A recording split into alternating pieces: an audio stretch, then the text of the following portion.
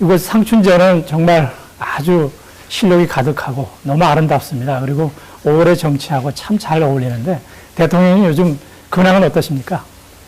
예, 상춘제가 좋습니다.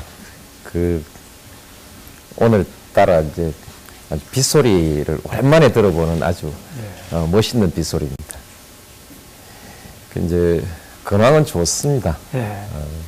얼굴 좋아 보이십니다. 대체로 참 걱정을 많이 했는데 지금 해보니까 취임 첫 해만큼 그렇게 열심히 하고 또 밀도 있게 국정을 수행하고 있는 것 같습니다. 이제 지금 제 관심은 어떤 책임을 다한다. 이것이 이제 제일 큰 관심사인데 어떻든 할 일을 뒤로 미루지 말고 다 하고 또 이제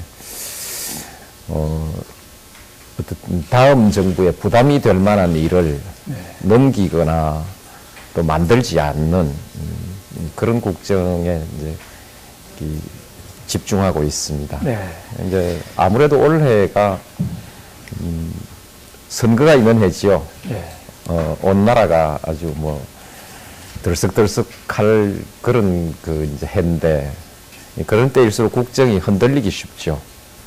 어쨌든 선거에 흔들리지 않고 국정을 안정적으로 운영한다는 것, 그것이 저희 최대 목표입니다. 네. 지난 4년 동안 참여정부의 경제 성과를 놓고 야당과 일부 비판 세력에서는 경제가 파탄이 날 지경이다. 그리고 위기가 다시 시작될 수도 있다. 이런 평가를 하기도 합니다. 요즘 이런 우리 경제 현실에 대한 비판을 어떻게 생각하고 계시고 또 4년 동안 경제 성적을 스스로 어떻게 평가하고 계십니까? 저는 파탄이란 말은 좀 심하지 않느냐. 아무리 정치적 표현이라고 하더라도 그것은 좀 책임이 없는 표현 아니냐. 저는 그렇게 생각합니다. 네. 그리고 이제 위기론이라는 것은 때때로 필요한 경고입니다. 경제에 어떤 위험한 사태가 발생하고 있는데, 위험 요인이 발생하고 있는데, 언론이 아무런 경고도 하지 않으면 그것도 문제지요. 네. 그래서 적절한 경고는 필요한데, 그것이 자칫 지나치게 됐을 때는 그것이 우리 국민 경제에 오히려 발목을 잡는다든지, 네. 또는 국민들에게 손해를 입히는 경우도 있을 수 있다. 그래서 파탄, 위기 이런 용어의 사용에 대해서 우리가 조금 더 냉정하고 신중해졌으면 좋겠다. 그렇습니다. 네. 그리고 실제로 이제 잘 아시듯이 경제라는 것은 장기, 중기, 단기의 정책에 의해서 경제 전체가 이렇게 형성되는 것인데, 오늘 참여정부의 경제가 참여정부가 만든 원인에 의해서 영향을 받는 부분이 실제로 얼마만큼 되냐. 참여정부가 다음 정부에 넘겨줄 것 중에서 부정적인 요소가 얼마만큼 되냐. 그걸 우리가 한번 보자고 하는 것이죠.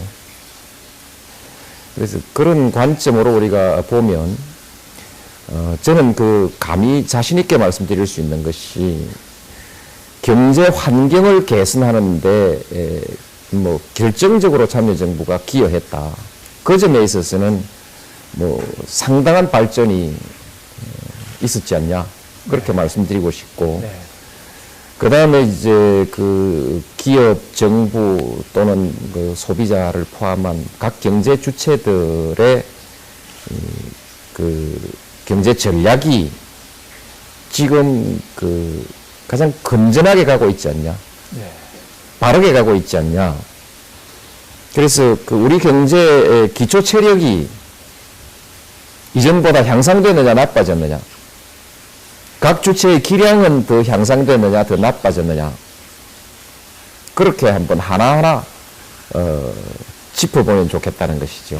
네. 지금 말씀하신 대로 우리 경제가 규모도 커지고 어느 정도 안정도 되고 또 여러 가지 환경도 좋아지게 했다 이렇게 평가를 하셨는데 그렇지만은 성장률이 4% 내지 5% 정도는 너무 낮은 것 아니냐. 그래서 일부 야당의 경선 후보들 중에서는 국민소득 3, 4만 달러까지 가려면은 다음 임기 중에는 7%까지 성장을 해야 되고 또 그렇게 할 수 있다. 이렇게 지금 공약성 발언도 하고 있는데요. 이것은 어떻게 보고 계십니까?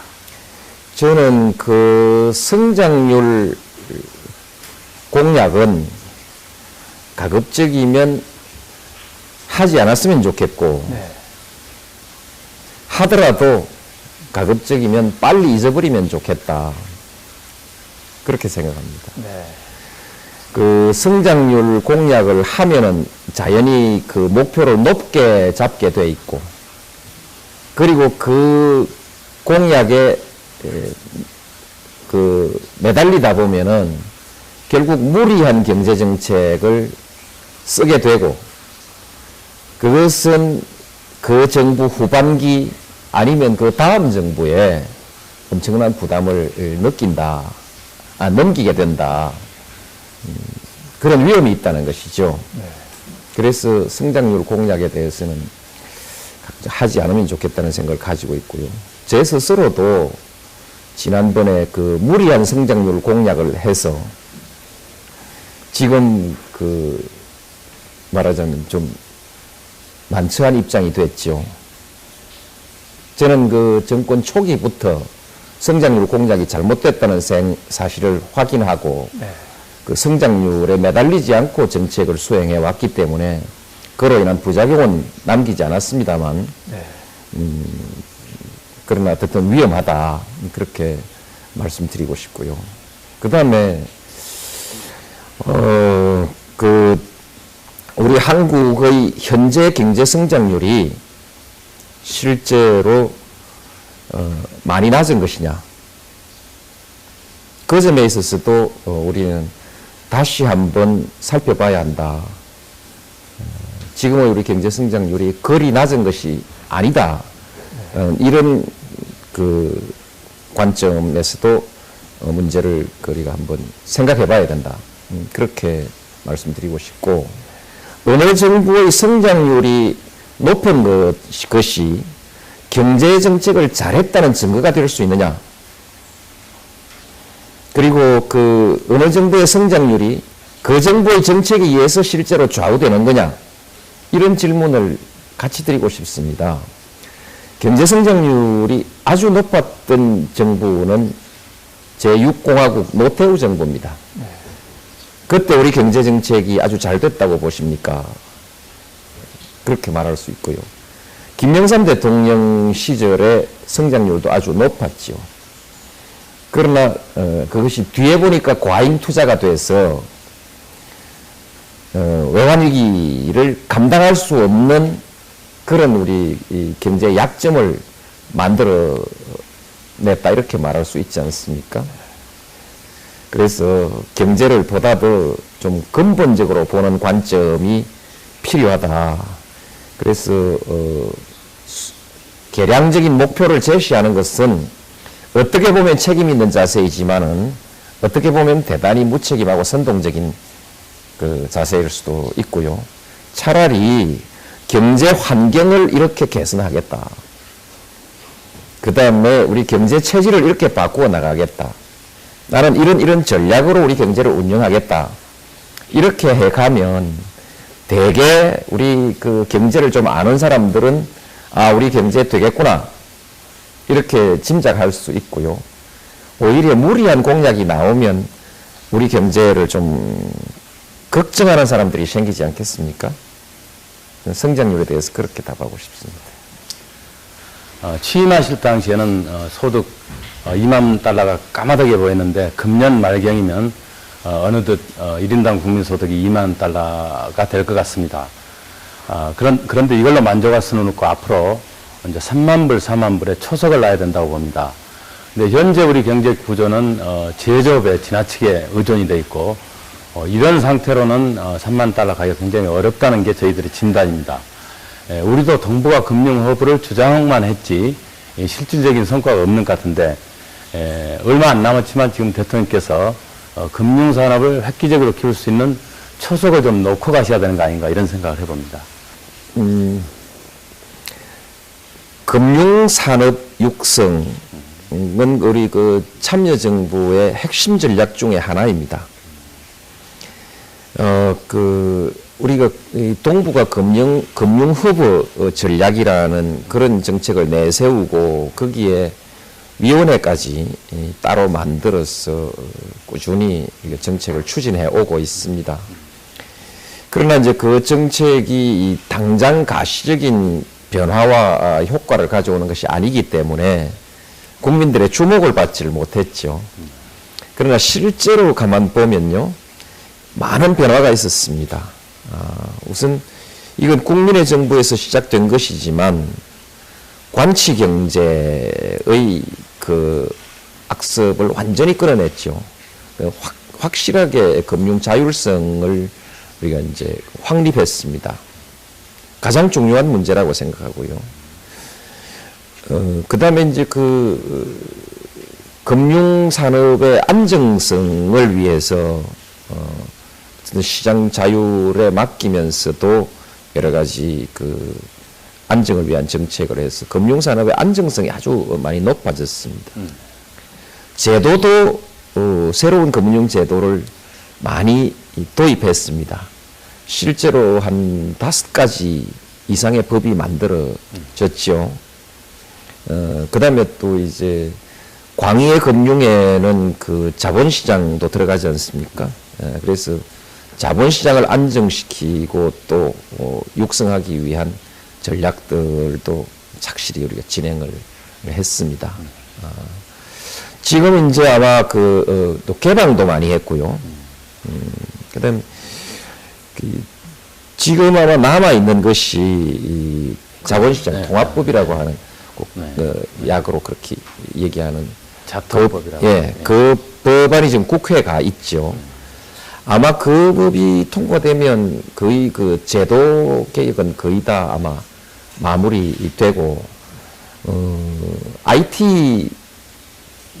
IT를 활용한 우리 금융시장이라고 하는 부분에 있어서는 우리가 좀 앞서가는 그런 것이 될 것입니다.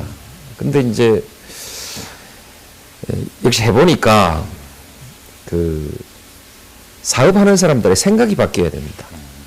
정부가 제도를 바꾼다고 금융산업이 바뀌는 것이 아니라 금융산업을 운영하는 사람들의 사고방식과 영업 형태가 달라져야 금융산업이 바뀌는 것이거든요.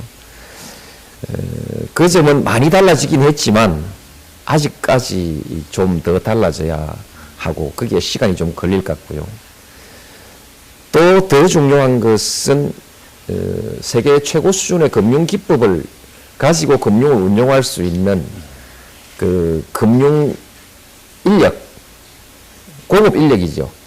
고급 전문 인력이 많이 양성이 되어야 되는데 그것도 한꺼번에 되는 일은 아닙니다. 그래서 고급 금융 인력을 양성하는 그 교육 제도도 저희가 이제 만들어 놓고 있죠. 그래서 차근차근 해 가고 있습니다.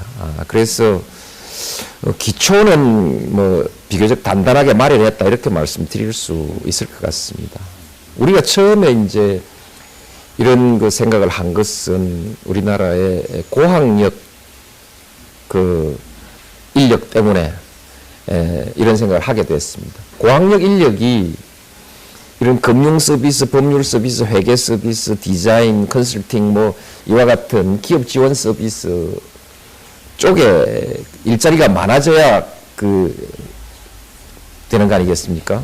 그래서 이제 그런 방향에서 시작을 했는데 가면서 전체적으로 우리 경제의 그 돌파구라는 측면에서 전략을 이렇게 다시 검토하면서 보니까 결국 제조업 가지고는 3만 달러, 4만 달러 가는 데는 한계가 있다. 결국 세계 최고 수준의 경제를 운영하는 사람들은 결국 그 금융이 매일 선두에 서고, 그 다음에 기업 지원 서비스라고 하는 이런 서비스, 지식 기반 서비스 산업이 그 다음 쓰고, 그 밖에 이제 여러 가지, 역시 뭐 서비스, 고급의 서비스 산업들이 첨단으로 가야, 비로소 인류 경제가 될 수 있다는 그런 생각을 하게 됐습니다. 그런 그 이치를 발견하게 된 것이죠. 그래서 이제 그쪽에 우리가 집중하고 있습니다. 마침 적절한 시기에 이제 우리 또 매경 쪽에서 그런 문제를 제기해 주어서 아마 그 앞으로 우리 한국이 어떤 그 금융허브로 발전하는데 좋은 계기를 마련해 주셨다고 저는 그렇게 생각합니다. 더디지만은 착실하게 가고 있다. 이렇게 말씀드리고 싶습니다. 이번에는 양극화 문제에 대해서 조금 여쭤보겠습니다. 며칠 전 통계청 발표에 의하면 상위 20% 계층이 소득이 하위 20% 계층의 8.5배나 된다. 이런 발표가 있었습니다. 전 세계가 다 고민하는 그런 문제이지만은 이걸 또 이대로 방치해 뒀다가는 사회적인 불안, 또 갈등, 갖가지 그 부작용이 나오지 않습니까? 그래서 어쨌든 방치하지 말고 좀 접근 치유를 하셔야 될 것 같은데요. 어떻게 보십니까? 예. 이게 그 세계적인 문제입니다. 세계적인 문제이므로 뭐 문제 없다. 결코 그렇게 말하지 않겠습니다. 제가 말씀드리고 싶은 것은 모든 정부가 이 문제에 대해서 다 노력했지만 아마 참여정부만큼 이 문제를 가장 자주 얘기한 정부는 없을 것이다. 그 다음에 참여정부만큼 이 문제에 대해서 이 문제를 해결하기 위해서 이 문제를 정면으로 올려놓고 그 문제 해결을 위한 많은 정책을 내놓은 정부도 아마 그 없을 것이다. 그 점 말씀드리고 싶습니다.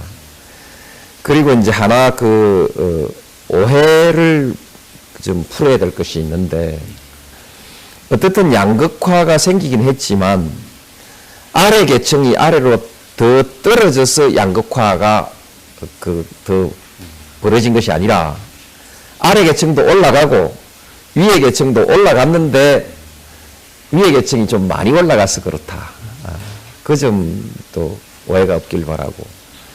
그 다음에 그 참여정부 와서 양극화가 심해졌다. 그런 말을 많이 하는데 그건 사실이 아닙니다. 참여정부에서 2003년, 2004년 2년간에는 더 나빠졌지만 그 이후 점차 회복돼서 2003년 수준으로 다시 회복되고 있습니다.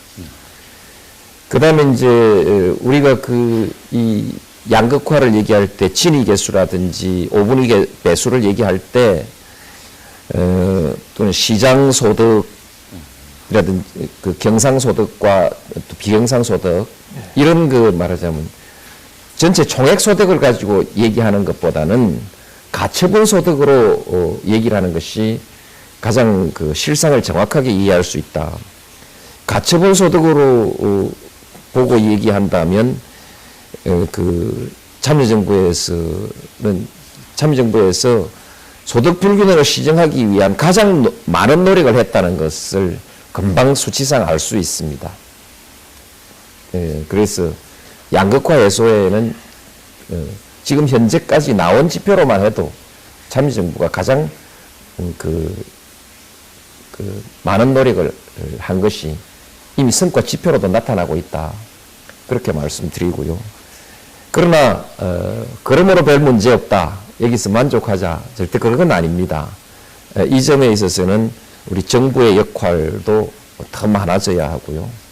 또 우리 경제의 전략도 여기에 맞게 이렇게 전체적으로 추진해 나가야 되는 이런 과제들이 남아있고, 저는 우리 참여정부가 그 점에 있어서도 역시 차질 없이 정책을 잘 수행해 가고 있다. 이렇게 말씀드리고 싶습니다.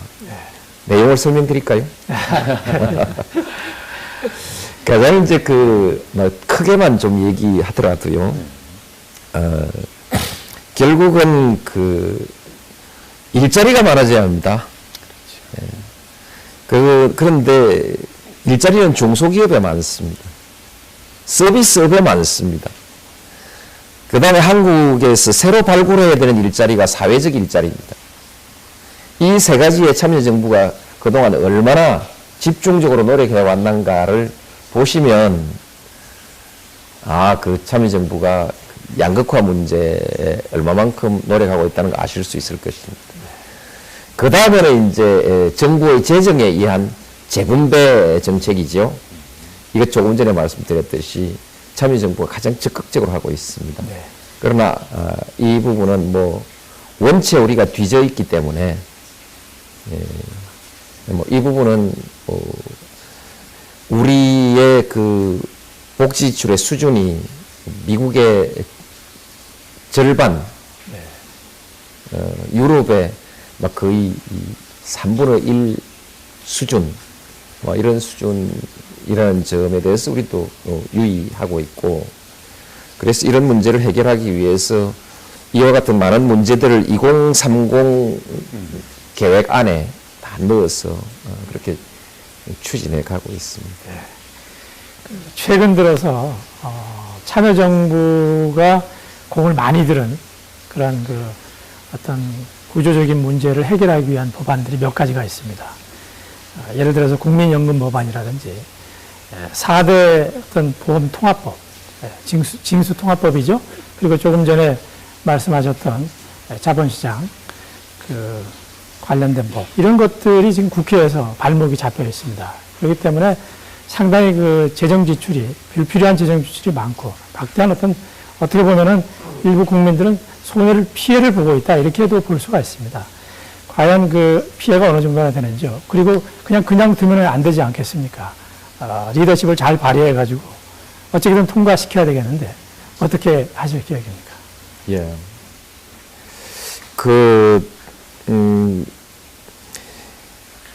지금 한 약 1년 6개월 가량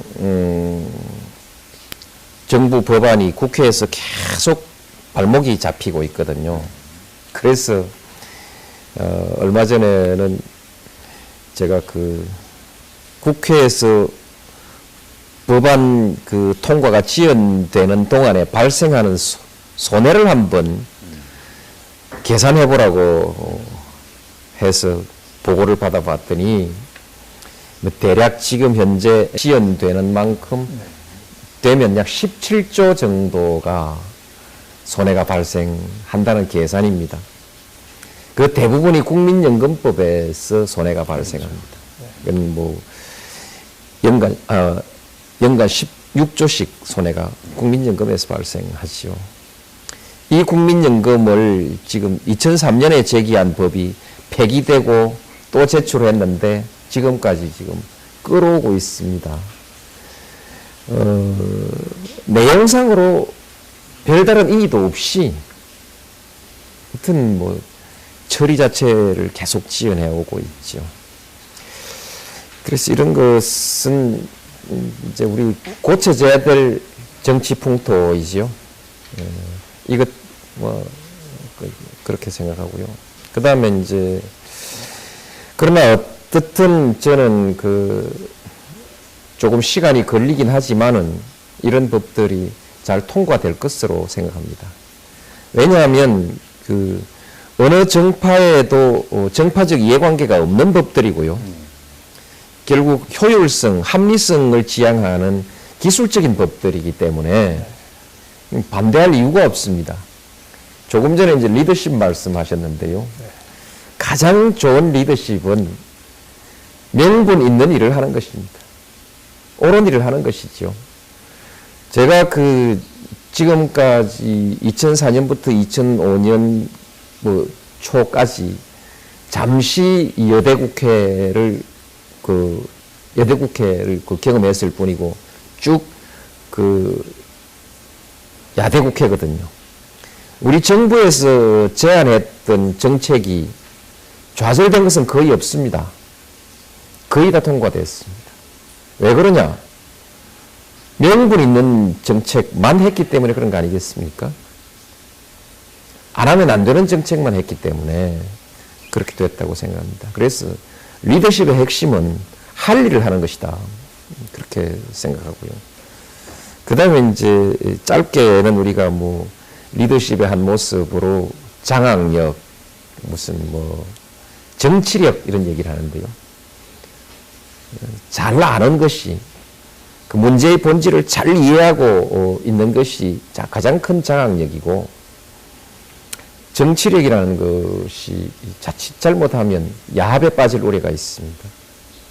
그래서 원칙을 가지고 일관되게 정책을 수행하는 것, 오히려 이것이 저는 보다 더 안정된 그리고 건강한 리더십이라고 저는 그렇게 생각해서 앞으로 이 그 입법의 문제도 그와 같은 원칙 하에 그 추진하려고 하고, 그러면서도 이제 우리 정부의 뭐 장관들, 차관들 뭐 모두들 개별 국회의원들 만나서 열심히 설득하고 또 이해시키고 그리고 이제 한 분 한 분이 점차 동의가 많아져서 나중엔 정치적 입장으로 그 법안의 발목을 잡는 당의 입장이 조금 점차 어려워지도록 그렇게 이제 정부가 전방위적으로 노력을 해가고 이렇게 해오고 있습니다.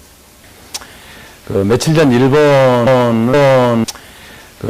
일본에 자기가 희망하는 일자리에 96%가 취업을 했다. 굉장히 부러운 숫자죠.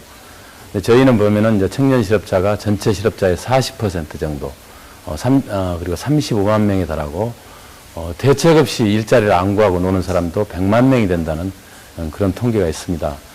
참 그 자녀들을 대학까지 보내서 취직도 안 되고 굉장히 가슴 아픈 일인데요. 이런 사태를 또 계속 놔둘 수는 없고, 그래서 어떤 대책이 있었으면 좋겠습니다만은, 그렇다고 딱 속 시원한 대책이 또 쉽지도 않은 것 같습니다만은, 말씀 한번 해주십시오. 예,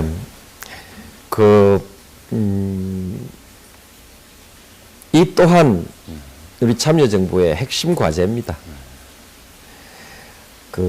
모두들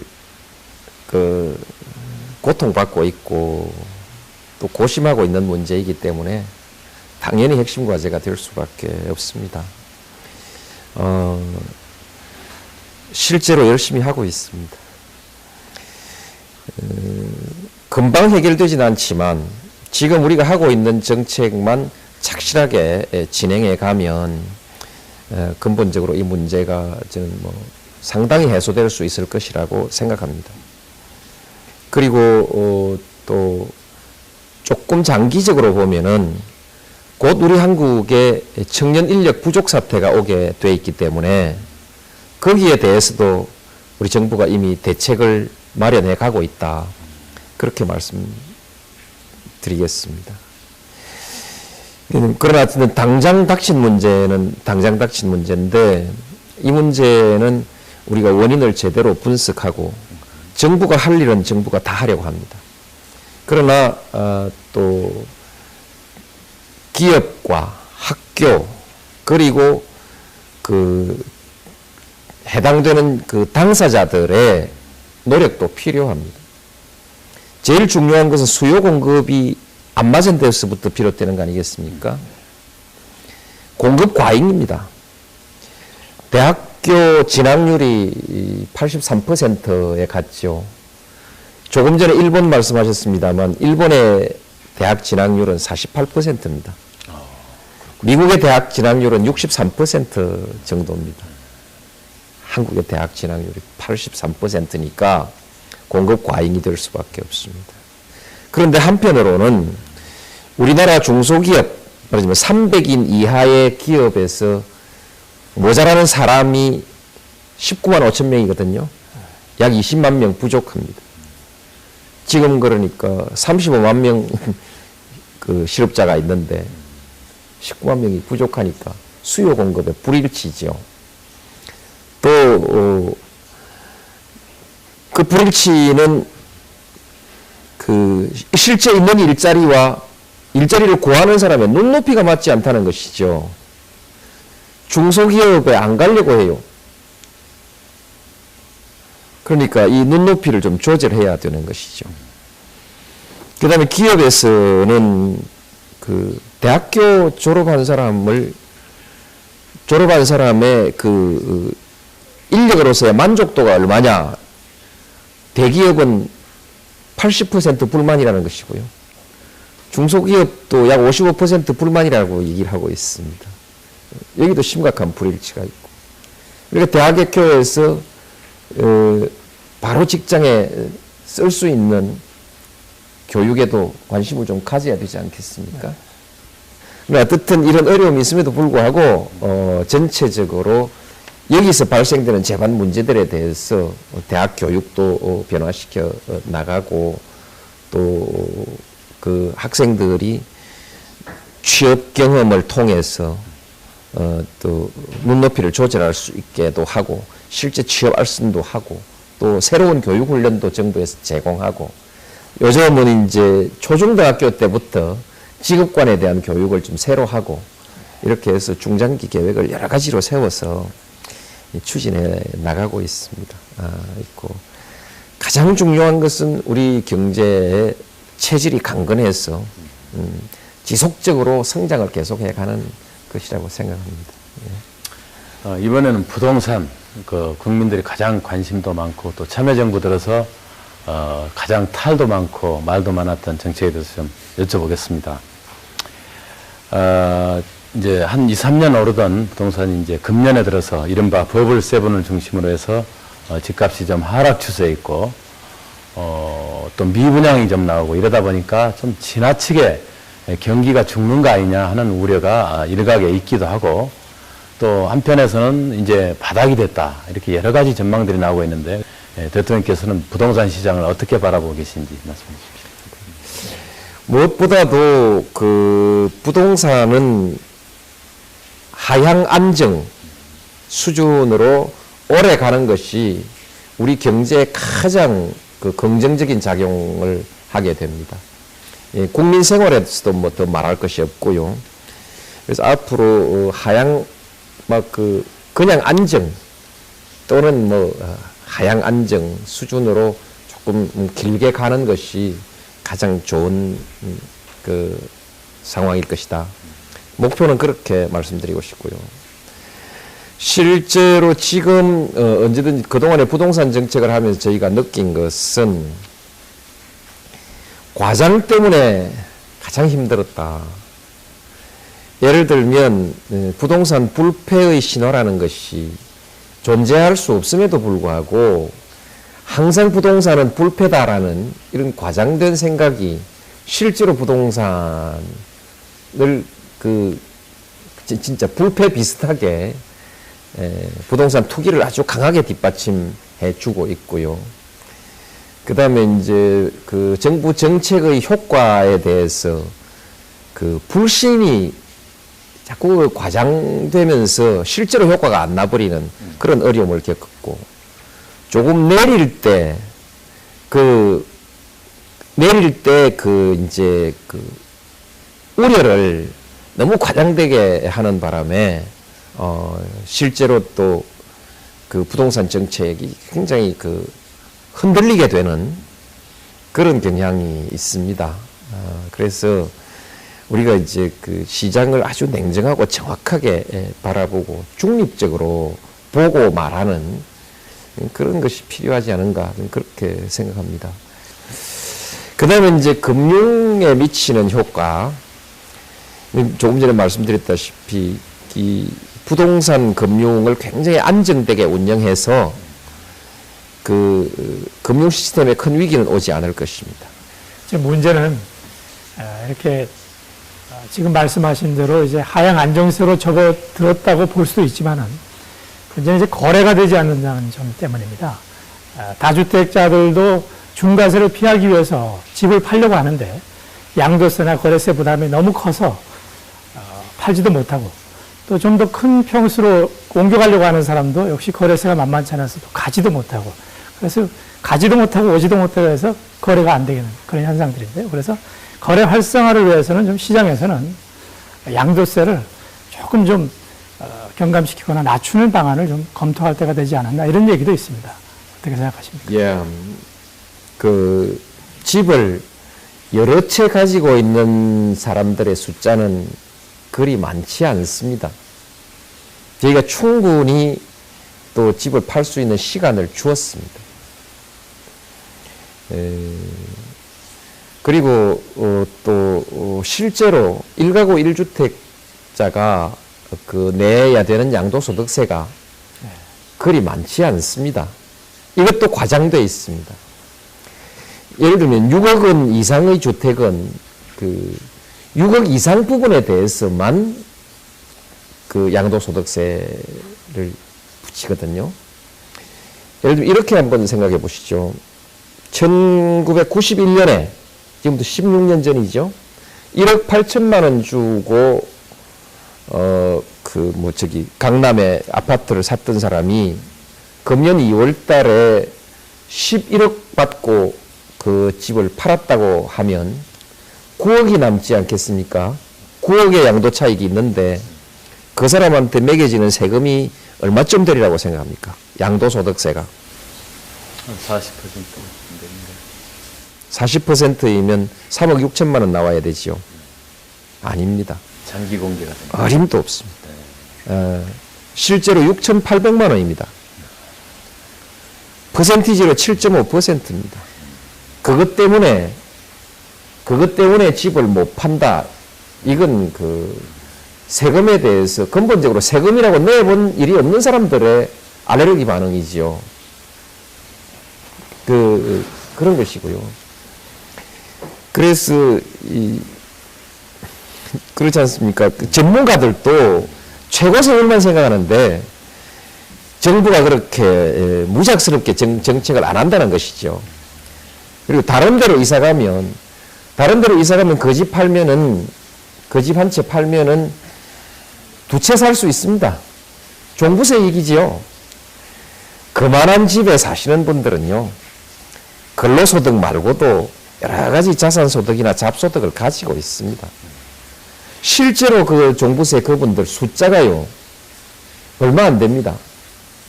그 1가구 1주택 가지고 있으면서 65세 이상 되는 사람 15,000명 정도 되는데 해당되는 사람이 1%도 안 됩니다. 어떤 대통령 후보이든 이런 것을 알고는 여기에 대해서 무슨 얘기를 하기가 어려울 것입니다. 만일에 이런 상황을 알고도 어떤 대통령이 양도소득세 깎아준다, 종부세 깎아준다라고 공약한다면 그 사람은 1% 대통령입니다. 많아야 4% 대통령입니다. 예를 들면 6억 이상 주택을 가지고 있어서 종부세 걸리는 사람들이, 그러니까 그 전체 다 해서 약 4%니까요. 그냥 4% 대통령 하겠다는 거죠.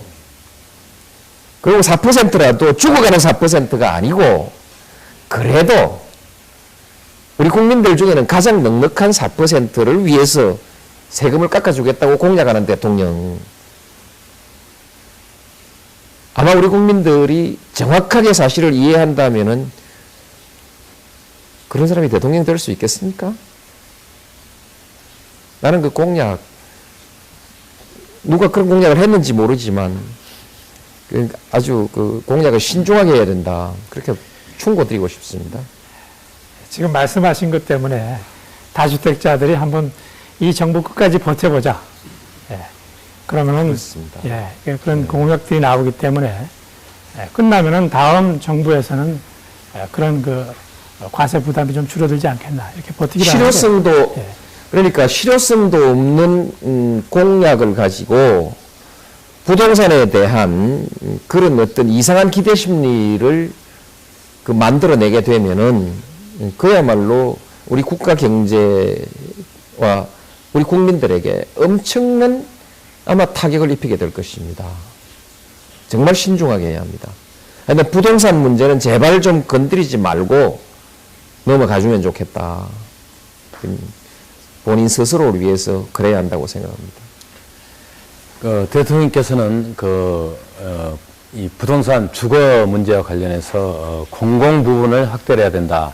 저희가 이해하기로는 집을 지나치게 이제 소유의 개념보다는 좀 거주의 개념도 생각하고 또 정부 측면에서는 공공주택이나 임대주택을 많이 공급을 해서 수급이 불안할 때 좀 공급을 하겠다 이런 책상으로 보여집니다. 집값이 비싼 것은 결국은 땅이 너무 비싸서 그렇다. 그래서 땅을 좀 넓게 쓰자 하는 그런 주장도 제기되고 있는데요. 말씀해 주십시오. 예. 공급에 관한 부분입니다. 이제 주택 관련한 정책이 한쪽으로는 부동산 투기를 억제하는 정책을 통해서 주택을 안정시키는 것이고, 한쪽으로는 이제 투기 시장하고는 아무 관계없는 집이 없거나 아주 형편없는 집에 살고 있는 사람들의 주거복지 문제이고 그렇습니다. 그래서 부동산 시장의 문제는 어느 정도 지금 이제 체제를 갖춰 놨기 때문에 이제는 주거복지로 가야 하는 거 아니냐. 그래서 이제 임대주택을 좀 이제 대폭 확대하자 그런 것이죠. 실제로 국민임대주택 사업이 문민정부에 와서 상당히 중단돼 있었습니다. 중단돼 내려오던 것을 국민의 정부 말기에 그것도요 2003년 2월 달에 국민임대주택법을 통과시켜 준 것이죠. 그 법에 의해서 참여정부 와서 매년 10만 채씩 지금 장기 임대주택을 짓고 있죠. 이제 그 외에는 이제 민간 임대주택 전에 하던 것이 이제 있고요. 근데 이것을 우리가 이제 대폭 늘리려고 하는 것입니다. 본시 목표가 우리가 2015년까지 대개 15% 전체 주택의 15% 정도를 정부 임대주택으로 충당한다는 것이었는데 이것을 2017년까지 한 20% 정도로 늘리자 이렇게 목표를 수정했습니다. 그것이 이제 우리 주거복지에 대한 정책이고요. 이 중에서 이제 조금 전에 말씀하신 비축용 임대주택 이것은 저소득층의 문제가 아니고 중산층을 위한 임대주택입니다. 중산층이 우선 자가 소유가 아니라 임대로도 살 수 있고 그 다음에 이제 주택값이 많이 오를 때는 정부가 비축된 주택을 가지고 시장에 개입함으로써 주택 가격의 폭등을 어느 정도 막을 수 있지 않냐 하는 그런 부동산 시장에 대한 대비입니다. 왜 이런 대비를 하냐 하면 본시 어느 나라 없이 이런 대비를 하는 것이 원칙이고, 특히 우리 한국에서 지금 우리가 부동산에 대한 여러 가지 규제 정책이 있기 때문에 공급 측면에서 문제가 생길 수 있다. 그런 우려가 있습니다.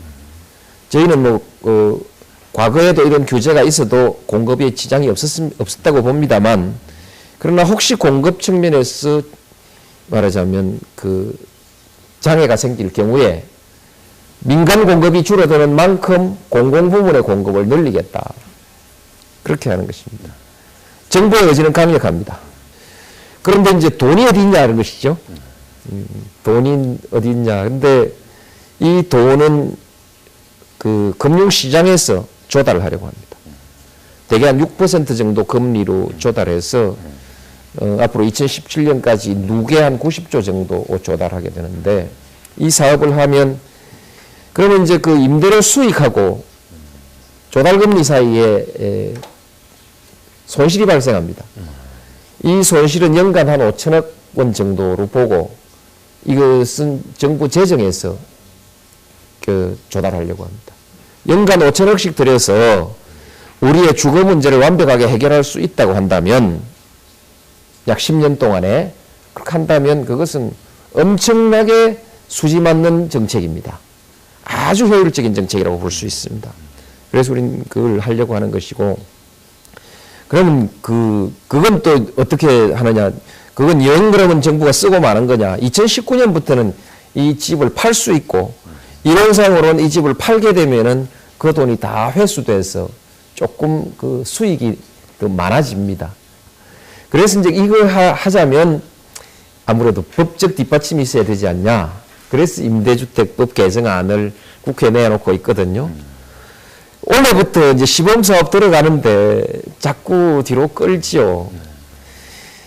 자꾸 이런 의심이 들기도 해요. 참여정부에서 좋은 일 하는 것이 조금 그 선거에 불리하다고 보는 거 아니냐. 그래서 가급적이면 좋은 사업은 다음 정부 때부터 하게 해놓는 게 좋겠다. 실제로 우리가 그런 법이 여러 개 있습니다. 우리가 착수하려고 한 것을 다 2008년 가서 착수하도록 이렇게 해놓은 법들이 좀 있거든요. 그런 의심이 들 만큼 그런데, 그러나 이것은 이미 조직이 전부 다 짜여지고 출발해야 되는데, 우리는 법이 없더라도 착수를 안 할 수가 없습니다. 지금 조직 전부 손 놓고 또 놀아야 되는 거 아닙니까? 그렇게 할 수 없는 일이거든요. 저는 이 문제에 대해서도 우리 국민들이 정확하게 이해하게 된다면 아마 상당한 압력이 있을 것이고 국회에서 더 이상 이 법을 지체할 수는 없을 것이라는 그런 기대를 가지고 있습니다. 한미 FTA에 대한 얘기로 좀 넘어가겠습니다. 한미 FTA 타결 직후에 대통령님 그 지지율이 많이 올라간다 이런 보도도 있고 실제로 또 그런 그 여론조사 결과가 나왔습니다. 상당히 그때는 기분이 좋아졌을 것 같아요. 한미 FTA 협상을 끝까지 협상이 완료되도록 지원해주고 버티신 어떤 그런 배경, 또 그로 인해서 우리 경제에 어떤 영향을 줄 것인지. 뭐 효과에 관해서는 뭐 그 수치로서 연간 0.6%의 성장 효과가 있을 것이다. 뭐 이런 뭐 예측도 나오고 또 시장에서 우리가 뭐 상품이 얼마나 더 팔릴 것이다. 또 우리 경제 체질이 많이 개선될 것이다. 투자가 들어올 것이다. 뭐 이런 여러 가지 효과를 얘기합니다만 중요한 것은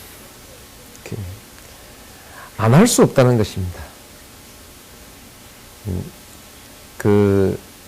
다른 나라가 먼저 하면 우리가 밀리고 우리가 먼저 하면 다른 나라가 밀릴 수밖에 없는 관계에 있기 때문에 우리가 다른 나라보다 뒤로 갈 수가 없다는 것이죠. 그 다음에 이제 중국하고 FTA도 불가피한 것 같습니다.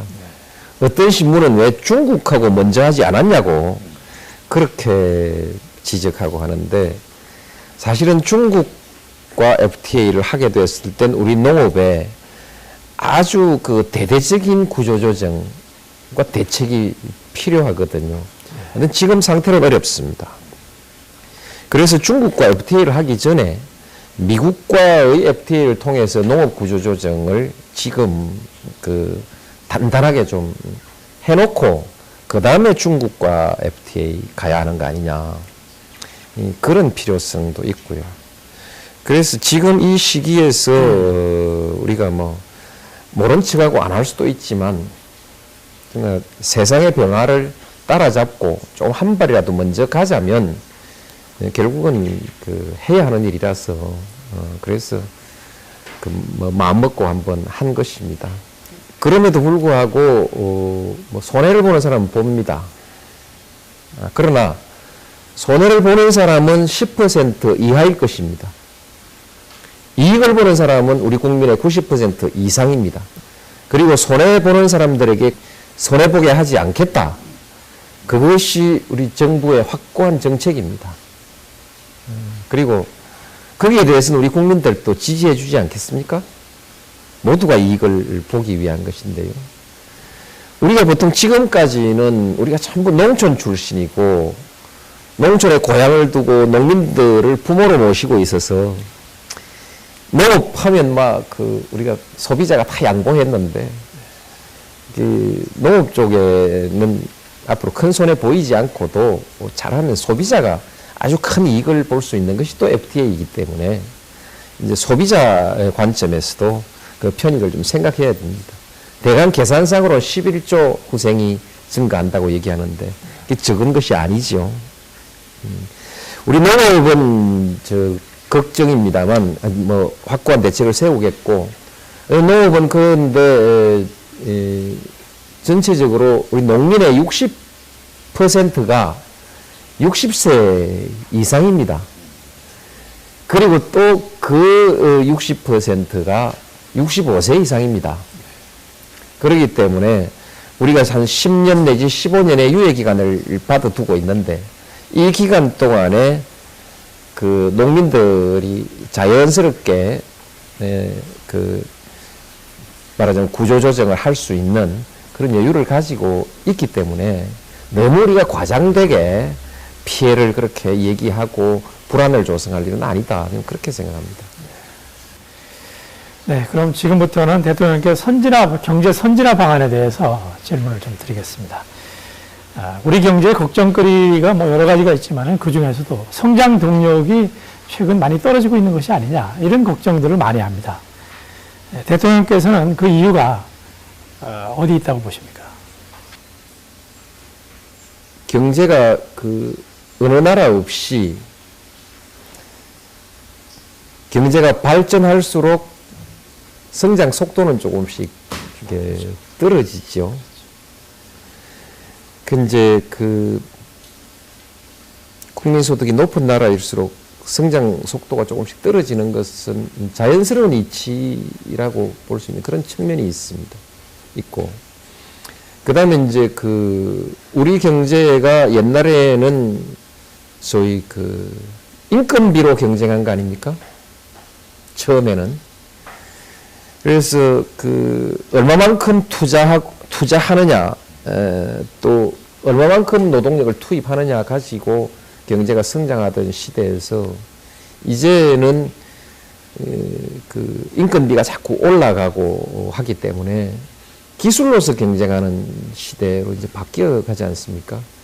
좀 어려운 말로 요소 투입형 경제에서 그 혁신 주도형 경제로 우리 경제 체질이 바뀌어 간다. 그렇게 얘기를 하지요. 국민의 정부에서 구조조정, 4대 부문 개혁 이거 하면서 본격적으로 경제 체질이 이제 전환되기 시작했습니다. 전환되면서 요소 투입형 경제가 혁신 주도형 경제로 그리고 이제 지식 기반 경제로 전환하고는 있는데 전환 과정에서 이게 이제 새로운 길이기 때문에 아직까지 좀 이제 어려움이 있고요.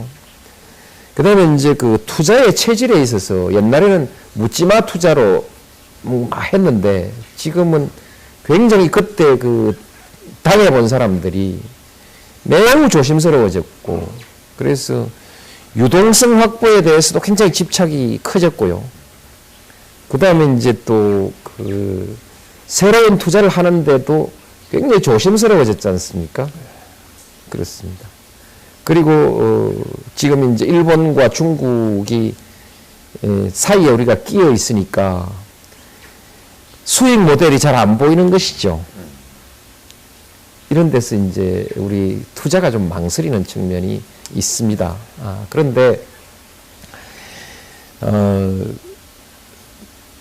결국 지금 이 돌파구라는 것은 그러므로 이제 조금 시간이 가면서 자신감이 생기면 투자가 회복될 것이라는 것도 좀 볼 수 있고 또 한편으로는 그 매경에서 그 얘기하듯이 금융산업이라든지 이런 그 부분에 있어서 새로운 영역에 과감하게 투자하고 또 전 세계를 향해서 지금 그 투자를 하고 나가야 될 그런 영역들이 많이 있거든요. 특히 우리 한국의 공기업들이 국내에서 그 신규 투자할 사업들이 점차 줄어들어가고 있는 상황이고 노하우는 상당히 쌓여 있고 해서 역시 해외 투자로 나가야 될 그런 것이고 우리 민간 기업들도 좀 과감한 이제 해외 투자 여기에도 이제 좀 나가게 될 것이고요. 그렇게 점차 이제 그 변화해 갈 것이라고 생각합니다. 네. 결국은 우리 한국의 연구개발 투자를 통해서 기술 혁신의 속도가 높고 높은 기술을 가지고 그 다음에 올바른 교육 혁신을 통해서 인적 자본이 아주 수준 높게 확보되면 결국은 거기에서 경쟁력이 발생하는 것이기 때문에 투자도 좀 높아져 가리라고 생각합니다. 그러나 이제 이런 일이 있다 하더라도 지금 약 5% 수준으로 내려와 있는 잠재 성장률이 그 이상으로 쉽게 쑥쑥 올라가는 것은 그렇게 쉽지 않을 것이다. 저는 그런 생각을 합니다. 그러나 또 한편 생각해 보면 학자들이 쉽지 않을 것이라는 얘기가 저는 또 이해가 안 가기도 해요. 예를 들면요, 우리가 10대 성장 동력 산업이라는 것을 선정해가지고 집중 투자를 하고 있지 않습니까? 예. 그거 전부 다음 정부에서 효과가 나게 돼 있는 것이거든요. 다음 정부, 그 다음 정부에 가서 성과가 나오게 돼 있는 것인데, 그것도 성과가 나올 것이고, 우리가 이제 행정수도, 혁신도시, 기업도시, 그 밖에 이제 중요한 공공투자, 국책사업에 약 기반시설에만 약 2012년까지 약 60조 투자가 나가게 되어 있습니다. 말하자면 토목공사 60조가 있는 것이죠. 그 위에 건설공사가 그보다 조금 더 길게 가겠지만은 약 100조 정도가 있거든요. 이 아직까지 성장률에 얼마만큼 영향을 미치는지 제가 계산 안 해봤습니다만 상당히 많은 물량입니다. 지금 정부는 그로 인한 인건비 상승이라든지 자재 파동이 생기지 않도록 안밀한 준비 대비를 하고 있거든요. 그 다음에 FTA 물론 이런 모델을 가지고 산정한 것이지만은 매년 0.6% 한 EU FTA, EU가 미국보다 시장이 크니까 한 EU FTA 또 0.6%. 그러면 그럭저럭 7% 가게 생겼어요. 그런데 그게 경제라는 게 그렇게 되지 않는 게 경제인 것 같아요. 말하자면 그렇게 차곡차곡 누적되는 것이 아니고 거기에 투자하는 만큼 다른 데 투자가 줄어들게 되고 또 그런 상승 효과가 있으면 또 다른 데서 또 감소되는 효과 이런 것이 있기 때문에 결국 무작정 성장률이 그렇게 크진 않습니다. 그래서 결국 경제는 멀리 보고 착실히 경제 환경 그리고 경제 환경을 뒷받침하는 사회 환경을 개선해 나가고 그 다음에 이제 경쟁력 있는 기업 말하자면 기술 혁신과 인재 양성 그것을 통해서 뒷받침해 나가고 개방을 통해서 시장을 키우고 그렇습니까? 투명하고 공정한 경쟁을 통해서 시장의 효율성을 높이고 이렇게 하고 그 다음에 우리 한국이 아주 부족한 것이 복지 투자 부분입니다. 복지 투자 부분. 그래서 복지 투자를 사회 투자라는 개념으로 그래서 주로 인적 자본을 투자하고 사회적 갈등을 해소함으로써 사회적 효율성을 높여 나가고 그 다음에 이제 민주주의를 착실하게 발전시켜서 우리 사회가 불신으로 인한 비용, 갈등으로 인한 비용을 줄여줘야 되는 것이죠. 불신과 갈등으로 인한 사회적 비용이 엄청나거든요. 이런 비효율을 줄여나가는 것. 그 다음에 제일 큰 것이 평화입니다. 평화. 그를 통해서 경제를 안정시켜주고 그 평화를 좀 연장시켜서 말하자면 남북 경제, 한반도 경제, 동북아 경제에서 새로운 기회를 창출해내고 이것이 그야말로 차세대의 우리 경제를 키워나가는 소위 성장 전략 아니겠는가. 참여정부 이런 전략입니다. 그래서 아까 제가 처음에 오류가 뭐냐 이렇게 물어보고 또 한 가지 더 물어보려고 했던 것이 참여정부 전략 중에 취소해야 되는 전략이 뭡니까? 그렇게 물어보려고 했거든요. 참여정부 전략에 대해서 저는 믿음을 가지고 있습니다. 전략은 옳습니다. 그리고 정책은 착실하게 추진되고 있습니다. 대답은 제가 많이 할 거니까 끝까지 합시다. 네. 오늘날 세계 제조업 체증의 1위인 이제 토요타 자동차. 토요타가 이렇게 세계 1등이 되게 된 비결은 이제 노사관계 안정, 이렇게 이제 보는 거고. 그래서, 금년도는 이제 지난해에 비해서 노사관계가 좀 안정은 돼 있습니다만은, 이미 너무 많은 상처를 우리가 입고 왔지 않나 이런 생각도 듭니다. 그래서 이런 분야에 대해서 노사관계, 기업하기 좋은 나라, 이런 부분에 대해서 금년에는 어떤 정책을 조금 더 펴실 수 있는지 말씀해 주십시오. 예, 그동안에 비정규직 문제 때문에 아주 오랜 동안 노사관계 제도 개선을 하지를 못하다가 이제 그 문제가 해결되면서 2003년도에 우리가 만들어 놨던 노사관계 선진화 로드맵을 이제 이번에 작년 연말에 통과시켰죠. 그래서 제도는 다 정비된 것 같습니다. 그다음에 이제 그 노사관계에서의 그 대화와 타협의 문화 또 열심히 노력하고 저도 임기 초반부터 노사정위원회에 직접 참석하고 노사정위원회에서 대화하고 결정한 것은 우리 정치가 최대한 뒷받침하겠다 약속을 하기도 하고 했는데 그 점은 아직까지 별 진보는 없습니다. 그러나 조금씩 그 달라져 가고 있는 것은 사실입니다. 뭔가 아직도 저는 기대를 가지고 있습니다. 그리고 전체적으로 노사관계 현황을 보면은 많이 안정된 것은 사실이지 않습니까? 분규나 소요, 그로 인한 노동 손실, 경제 손실 같은 것은 많이 줄었습니다. 숫자적으로도 많이 줄었지만은 질적으로도 좀 부드럽게 하지 않습니까? 그렇게 해서 많이 좋아졌다고 생각합니다. 그 고용 문제에 대해서 여러 가지 견해들이 있을 수 있습니다.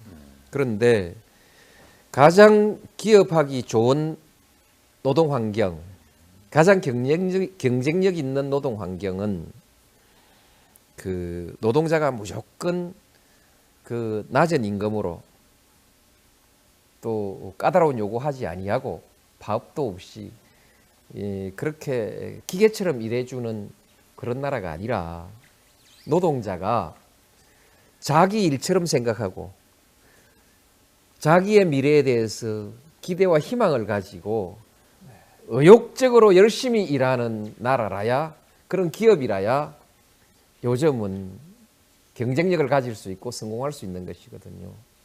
어떤 노동자가 그런 노동자가 되느냐? 우선 건강해야 되고요.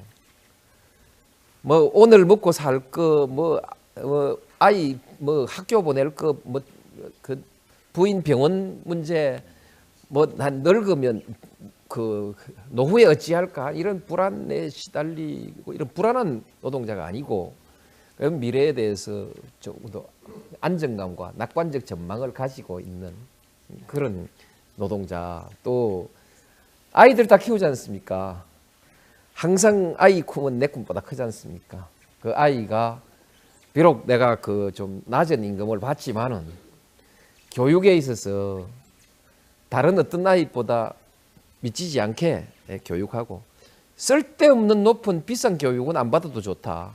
최소한 그래도 그 경쟁이 될 만한 수준의 보편적 그 교육은 언제든지 받을 수 있는 기회가 열려 있고, 내 아이도 한마디로 말해 좋은 대학 가고 그럴 수 있고 말이요. 이런 나라의 노동자가 그야말로 능률 있는 노동자, 창조하는 노동자 아니겠습니까? 우리가 그 연구개발하면 전부 연구소 안에서 하는 연구개발 첨단 기술만 생각하는데 실제로 기업의 경쟁력에 있어서 거기에 못지않게 매우 중요한 경쟁력의 하나는 생산 현장에서 일어나는 기술 혁신이거든요. 박사들이 발명하는 기술이 아니라 일반 노동자들이 자기의 노동 현장에서 이 회사에 대해서 내가 정말 승부를 한번 걸어보겠다, 내 일에 대해서 내가 최고가 한번 돼보겠다는 의욕을 가지고 열심히 일하는 노동자들이 그 혁신을 해내는 것이거든요. 우리나라 가전산업이 지금까지 버티어 나가고 있는 것은 그런 현장에서의 아주 나오는 기발한 그 혁신의 결과라고 저는 그렇게 봅니다. 그래서 그런 노동자가 진정한 의미에서 경쟁력이 있는 기업을 만들어준다, 그런 생각을 가지고 앞으로 노사관계에 임해 주시면 좋겠다. 지난날 그 정말 기업도 정부도 감당하기 힘들었던 그 노동자들의 대투쟁, 그리고 지금까지도 계속되고 있는 타협하지 않는 투쟁, 이런 투쟁이 결코 좋은 일은 아닙니다만 그 원인을 누가 제공했느냐에 대해서 우리가 한번 스스로 반성적으로 돌아보고 이제는 다시 그런 일을 하지 않도록 우리 경제인들도 좀 아주 전향적으로 적극적으로 대화하고, 말하자면 끌어들여라, 우리 편으로 우리도 노동자들 열심히 또 설득하고 그렇게 해 나가겠습니다. 대통령께서는 그동안 그 사회투자 확대를 여러 차례 강조해 오셨어요. 그 때문인지 이제 사회복지 예산 비중이 지난 4년간 한 20%에서 28%까지 많이 올라갔습니다. 최근에는 대통령께서 민주복지국가론을 거론하셨습니다. 민주복지국가론의 실체가 우선 궁금하고요. 그를 위해서 어떤 분야에 주력을 하실 계획입니까? 예, 그 민주복지국가라는 말을 한번 했는데 그것이 그 쉽게 전달될 수 있는 용어가 아니어서 네. 앞으로 계속 사용할지는 좀 뭐 궁리 중입니다만 네. 그 민주복지라는 그 두 단어에 그 상당히 큰 뜻이 들어 있습니다. 제가 조금 전에 국가발전 전략을 여러 가지로 말씀드렸지 않습니까? 네. 대부분 순조롭게 가고 있는데 순조롭게 가지 않고 있는 부분이 민주주의 발전입니다. 독재는 없어지고 특권과 권력의 횡포도 어느 정도 해소됐는데 그럼에도 불구하고 민주주의의 수준이 더 높은 수준으로 향상될 기미가 잘 보이지 않는다는 것입니다. 이 민주주의라는 것이 바로 그 사회적 자본이라고 말하는 신뢰와 통합 그리고 그 이 갈등의 극복 이런 것이거든요. 그런 것의 토대가 되는 것이기 때문에 그 민주주의의 발전을 하나의 국가 발전의 전략으로 집중하자 그런 것이고 복지 이 부분도 우리가 그동안에 복지를 그저 생산성 없는 분배로만 생각하는 경향이 있었고 그 다음에 생산과 분배는 서로 그 배치되는 것이고 그것이라는 인식을 가지고 있었고 그 다음에 경제정책과 사회정책은 또 별도의 것이라고 생각해 왔었는데 이제 이것은 맞지 않다는 이론이 이미 세계적으로 확립되어 있거든요. 그래서 생산과 분배의 선순환 구조를 가져가고 그 다음에 경제정책과 사회정책을 동시에 통합해서 그렇게 해 가자는 이런 그 새로운 이제 이론이 나오고 있지 않습니까? 그래서 복지 투자 국가, 그래서 경쟁력 있는 복지 투자 국가, 뭐 이렇게 한번 이름을 지어 보면 어떨까? 뭐 이런 공리 중에 나온 얘기이죠.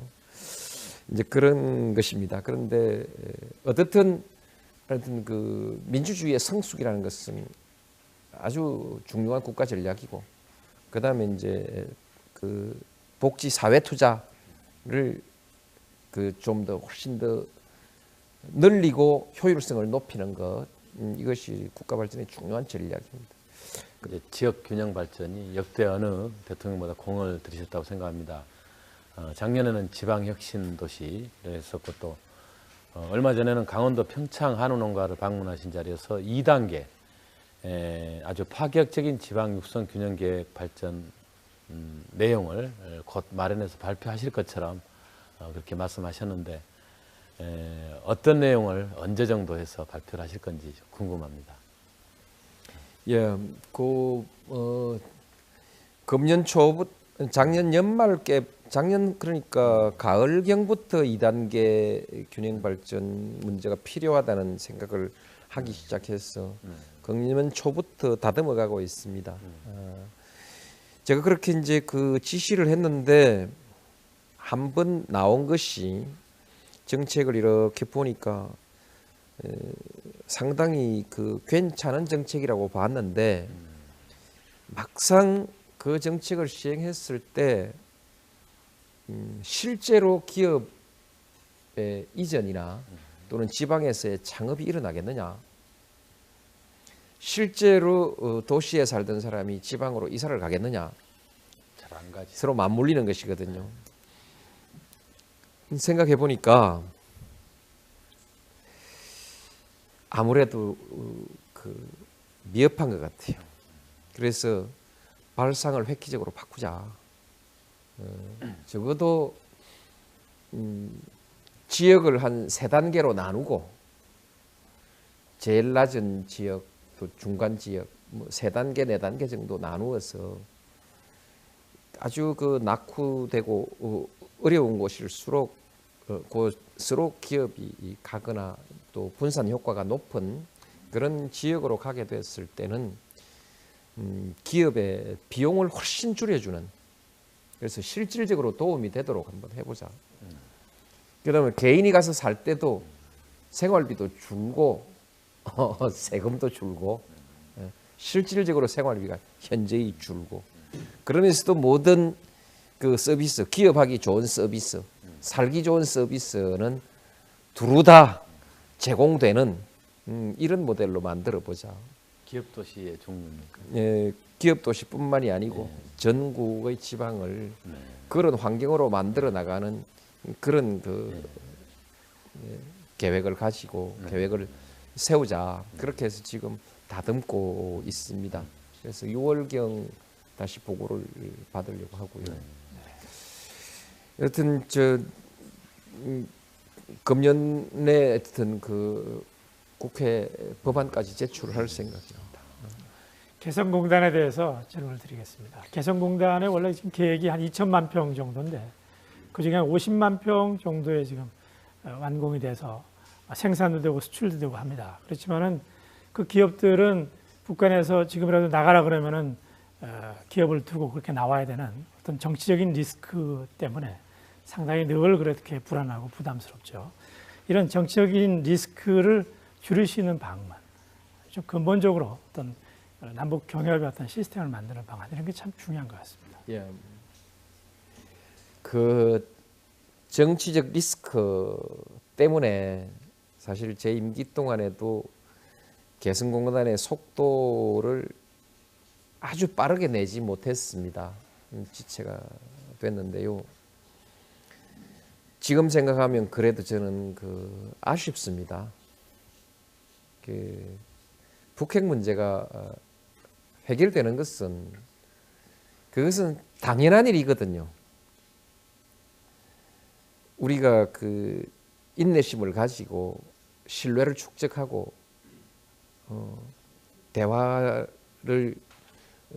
대화를 계속해 나가면 해결될 수밖에 없는 문제인데, 우리가 말하자면 정치적 부담이라든지 진행 과정의 진행 과정의 문제점이라든지 이런 것 때문에 결국 속도를 좀 늦추었는데 지금 생각해보면 좀 아쉽습니다.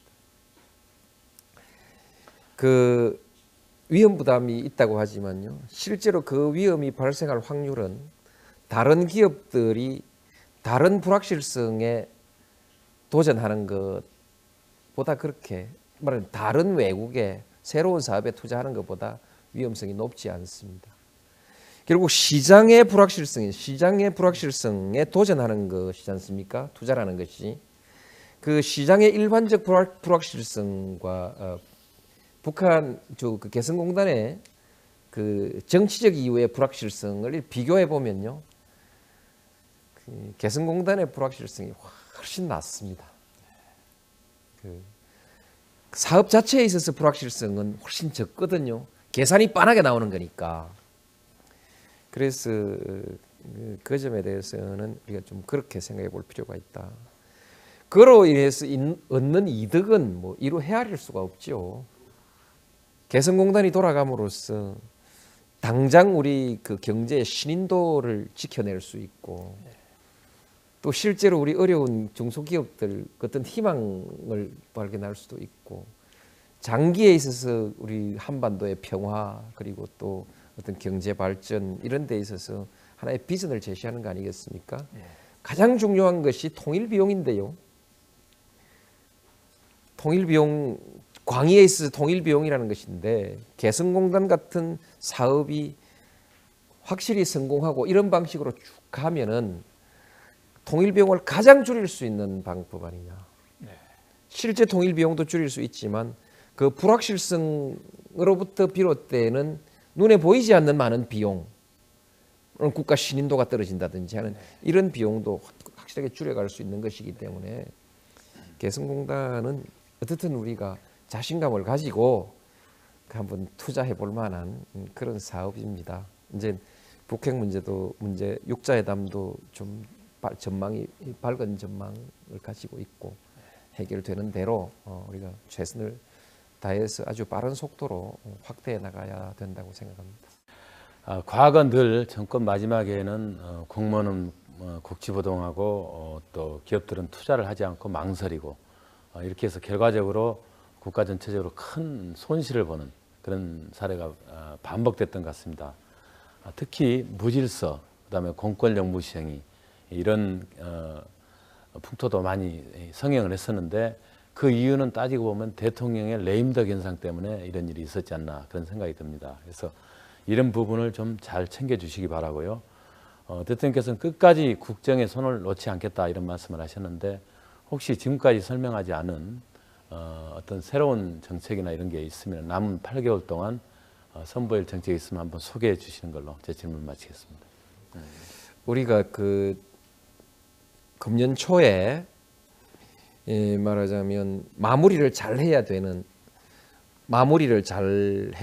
정책, 부처에 확실하게 뿌리를 내려줘야 될 정책, 그다음 그 제도화, 입법 제도화까지 해야 되는 정책, 또 적어도 그 사회적 의제로 확실하게 그 자리를 잡도록 하는 것, 법안이 통과되지 않더라도 사회적 의제가 확실히 되도록 하는 것, 그런 것을 분류해 가지고 계획을 세워놓고 이제 진행하고 있습니다. 저는 이제 그 마지막 해에 대해서 굉장히 저 스스로도 걱정을 많이 했고 그러면서도 이제 좀 그 집착을 가지고 있는데요. 그 뭐 우연이겠지만은 외환 위기가 정권 말년에 일어났지 않습니까? 정권 말년에 이제 발생했기 때문에 이 말년이 굉장히 중요하다. 사실 그 대통령 선거가 있는 해에는 앞으로 5년간 말하자면 나가야 될 방향에 대해서 여러 가지 의제들이 쏟아져 나오는 때이기 때문에 그 시기는 매우 중요합니다.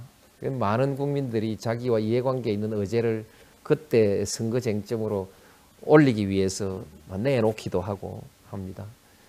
이제 그래서 꽤 중요한 시기죠. 그 점에서 중요한데 반대편으로 이제 정권 말기라고 해서 지체가 발생하니까 한쪽으로는 잃는 거죠. 한쪽으로는 얻고 잃고 하는데 요 뭐 약간의 지체는 별 문제가 없습니다만 큰 사고가 나면 큰일이고 그래서 이제 그 집중 관리를 하고 있고 또 한편 보면요. 제가 조금 전에 임대주택법 얘기했습니다만 장기 임대주택이 한때 계획만 세워졌다가 그냥 그 문민정부 와서 유야무야 돼가지고 없어져 버렸어요. 국민의 정부 말년에 그놈을 챙겨놨어요. 5월 달에 발의를 해가지고 정책을 발의해가지고 2002년 5월 달에 발의해가지고 그 시끄러운 때요. 2002년 5월 달 상상되시죠? 2002년 5월 달 큼박한 시기에 우리 공무원들이 그걸 발의를 해가지고요. 그 2003년 2월 달에 국회 통과까지 시켜놨어요. 그러니까 우리는 정부 들어서자마자 바로 그 10만 호 건설 작업을 100만 호 건설 작업을 바로 들어갈 수 있었던 것이거든요. 그래서 마지막까지 챙기는 것이 맞다. 그래서 지금 우리 청와대는 어떻든 그 임기 첫 해만큼 열심히 일하고 있습니다. 지금 대담 시작한 지 아주 상당한 시간이 지났습니다. 마지막으로 국민들께 하시고 싶은 말씀이 있으면 한 2, 3분 정도 정리를 해서 말씀해 주시죠. 예. 저는 이제 민주주의 하는 나라니까요. 모든 사람이 자유로이 의견을 말할 수 있고 또 주어진 권한과 권력을 다 행사할 수 있는 나라죠. 네. 그래서 이제 여론도 중요하고 국민의 뜻도 매우 중요하죠. 점점 그 비중이 커져 갑니다. 이젠 그 국민 여론을 거역하고는 누구도 무슨 일도 할 수 없습니다. 그렇기 때문에 국민 여론이 이제 굉장히 그 정확해야 된다는 것이죠. 사실에 있어 근거가 정확해야 하고 이치에 있어서 타당해야 된다는 것입니다. 그래서 그 국민들의 생각이 매우 중요한데 좀 그 우리가 좀 차분해졌으면 좋겠다. 좀 냉정하고 객관적인 그런 그 자세가 됐으면 좋겠다. 그래서 무슨 일을 볼 때 깊이 좀 들여다보시고 깊이 좀 생각해 주시고요. 그리고 나한테 이익이 되느냐 손해가 되느냐를 따지는 것은 정당한 권리지만은 눈앞의 이익만 보지 말고 멀리 좀 보고 가자는 것이죠. 멀리 좀 보고 가자는 것입니다. 지금까지 노무현 대통령으로부터 우리 경제 현안에 대한 견해와 구상을 들어봤습니다. 오늘 장시간 답변을 해주신 대통령께 다시 한번 감사를 드립니다. 모쪼록 우리 경제의 든든한 관리자로 또 우리 경제의 CEO로서 끝까지 애써주시기를 부탁드리겠습니다. MBN 매일경제 특별대담 노무현 대통령에게 듣는다 여기서 마치겠습니다. 시청해 주셔서 감사합니다.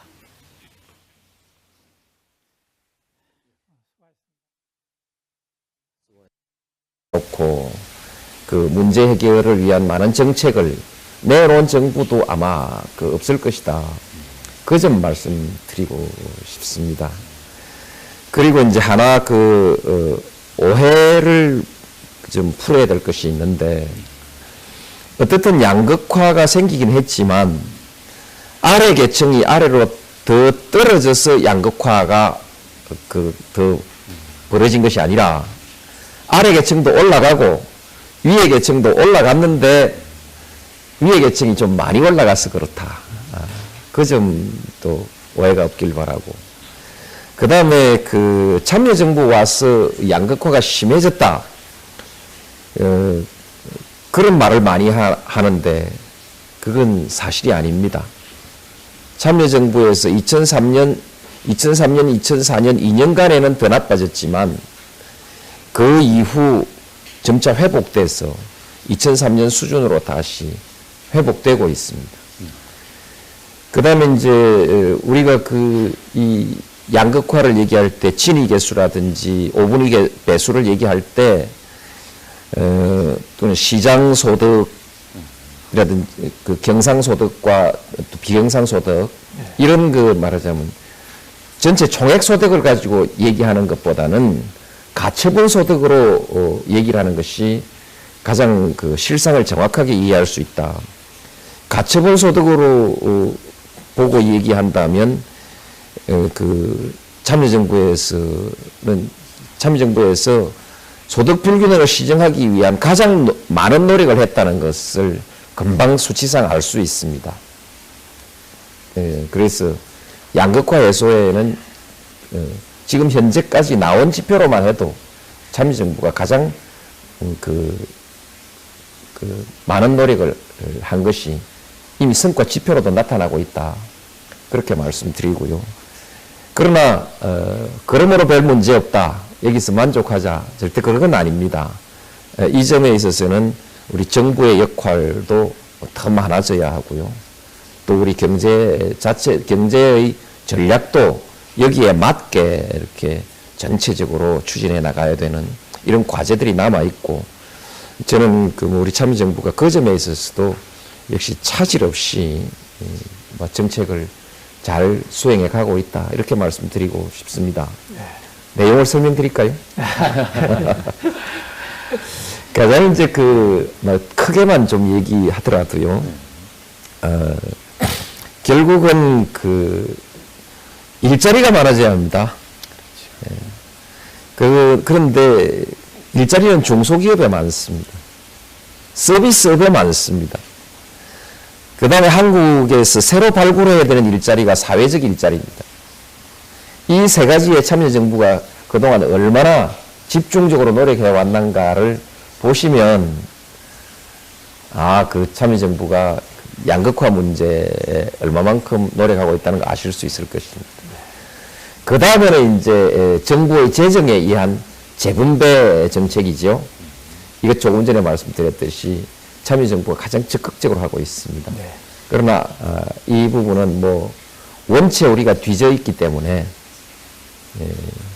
뭐 이 부분은 우리의 그 복지 지출의 수준이 미국의 절반,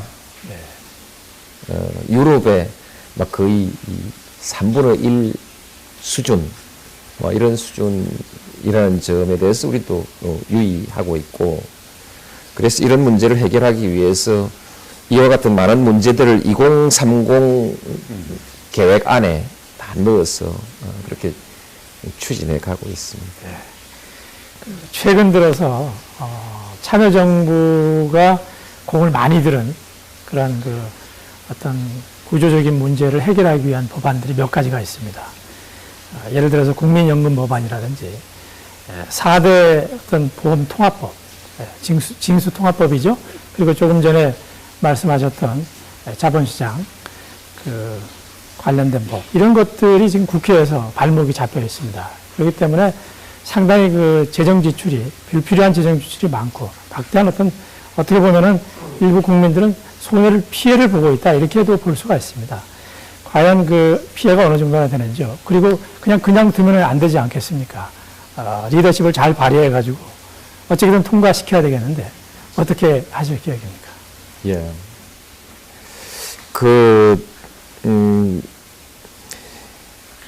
지금 한 약 1년 6개월 가량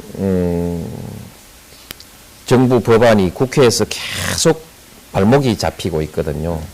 그래서 얼마 전에는 제가 그 국회에서 법안 그 통과가 지연되는 동안에 발생하는 손해를 한번 계산해 보라고 해서 보고를 받아봤더니 대략 그 금융산업의 안정성을 위해서 시장 자율에 맡기면서도 여러 가지 그 안정을 위한 정책을 해서 금융산업의 안정성이 아주 많이 높아졌습니다.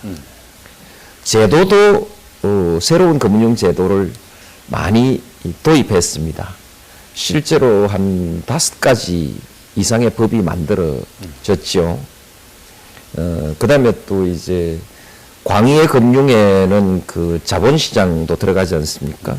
그래서 자본시장을 안정시키고 또 육성하기 위한 전략들도 착실히 우리가 진행을 했습니다. 지금 이제 아마 또 개방도 많이 했고요. 그 다음 지금 아마 남아있는 것이 이 자본시장 통합법이라고 하는 약으로 그렇게 얘기하는 자통법이라고. 그 법안이 지금 국회에 가 있죠. 아마 그 법이 통과되면 거의 그 제도 개혁은 거의 다 아마 마무리되고 IT를 활용한 우리 금융시장이라고 하는 부분에 있어서는 우리가 좀 앞서가는 그런 것이 될 것입니다. 근데 이제 역시 해보니까 그 사업하는 사람들의 생각이 바뀌어야 됩니다. 정부가 제도를 바꾼다고 금융산업이 바뀌는 것이 아니라 금융산업을 운용하는 사람들의 사고방식과 영업 형태가 달라져야 금융산업이 바뀌는 것이거든요. 그 점은 많이 달라지긴 했지만 아직까지 좀 더 달라져야 하고 그게 시간이 좀 걸릴 것 같고요. 또 더 중요한 것은 세계 최고 수준의 금융 기법을 가지고 금융을 운용할 수 있는 그 금융 인력, 고급 인력이죠. 고급 전문 인력이 많이 양성이 돼야 되는데 그것도 한꺼번에 되는 일은 아닙니다. 그래서 고급 금융 인력을 양성하는 그 교육 제도도 저희가 이제 만들어 놓고 있죠. 그래서 차근차근 해 가고 있습니다. 그래서 기초는 뭐 비교적 단단하게 마련했다 이렇게 말씀드릴 수 있을 것 같습니다. 우리가 처음에 이제 이런 그 생각을 한 것은 우리나라의 고학력 그 인력 때문에 이런 생각을 하게 됐습니다. 고학력 인력이 이런 금융 서비스, 법률 서비스, 회계 서비스, 디자인, 컨설팅 뭐 이와 같은 기업 지원 서비스 쪽에 일자리가 많아져야 되는 거 아니겠습니까?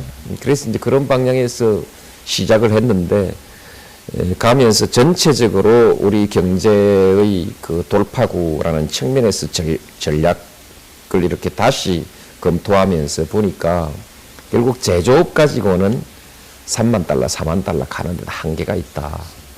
결국 세계 최고 수준의 경제를 운영하는 사람들은 결국 그 금융이 매일 선두에 서고 그 다음에 기업 지원 서비스라고 하는 이런 서비스, 지식 기반 서비스 산업이 그 다음 쓰고 그 밖에 이제 여러 가지 역시 뭐 서비스, 고급의 서비스 산업들이 첨단으로 가야 비로소 인류 경제가 될 수 있다는 그런 생각을 하게 됐습니다. 그런 그 이치를 발견하게 된 것이죠. 그래서 이제 그쪽에 우리가 집중하고 있습니다. 마침 적절한 시기에 이제 우리 또 매경 쪽에서 그런 문제를 제기해 줘서 아마 그 앞으로 우리 한국이 어떤 그 금융허브로 발전하는데 좋은 계기를 마련해 주셨다고 저는 그렇게 생각합니다. 아직 더디지만은 착실하게 가고 있다. 이렇게 말씀드리고 싶습니다. 이번에는 양극화 문제에 대해서 조금 여쭤보겠습니다. 며칠 전 통계청 발표에 의하면 상위 20% 계층이 소득이 하위 20% 계층의 8.5배나 된다. 이런 발표가 있었습니다. 전 세계가 다 고민하는 그런 문제이지만은 이걸 또 이대로 방치해 뒀다가는 사회적인 불안, 또 갈등, 갖가지 그 부작용이 나오지 않습니까? 그래서 어쨌든 방치하지 말고 좀 접근 치유를 하셔야 될 것 같은데요. 어떻게 보십니까? 예. 이게 그 세계적인 문제입니다. 세계적인 문제이므로 뭐 문제 없다. 결코 그렇게 말하지 않겠습니다. 제가 말씀드리고 싶은 것은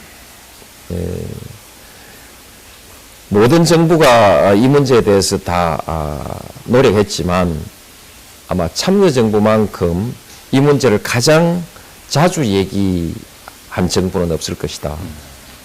그 다음에 참여정부만큼 이 문제에 대해서 이 문제를 해결하기 위해서 이 문제를 정면으로 올려놓고 지금 현재 지연되는 만큼 되면 약 17조 정도가 손해가 발생한다는 계산입니다. 그 대부분이 국민연금법에서 손해가 발생합니다. 이건 뭐 연간 16조씩 손해가 국민연금에서 발생하지요. 이 국민연금을 지금 2003년에 제기한 법이 폐기되고 또 제출했는데 지금까지 지금 끌어오고 있습니다. 내용상으로 별다른 의의도 없이 하여튼 뭐 처리 자체를 계속 지연해 오고 있죠. 그래서 이런 것은 이제 우리 고쳐져야 될 정치 풍토이지요. 이것 뭐 그렇게 생각하고요. 그 다음에 이제 그러나 어떻든 저는 조금 시간이 걸리긴 하지만은 이런 법들이 잘 통과될 것으로 생각합니다. 왜냐하면 어느 정파에도 정파적 이해관계가 없는 법들이고요. 결국 효율성, 합리성을 지향하는 기술적인 법들이기 때문에 반대할 이유가 없습니다. 조금 전에 이제 리더십 말씀하셨는데요. 가장 좋은 리더십은 명분 있는 일을 하는 것입니다. 옳은 일을 하는 것이죠. 제가 지금까지 2004년부터 2005년 뭐 초까지 잠시 여대국회를 경험했을 뿐이고 쭉 야대국회거든요. 우리 정부에서 제안했던 정책이 좌절된 것은 거의 없습니다. 거의 다 통과됐습니다. 왜 그러냐? 명분 있는 정책만 했기 때문에 그런 거 아니겠습니까?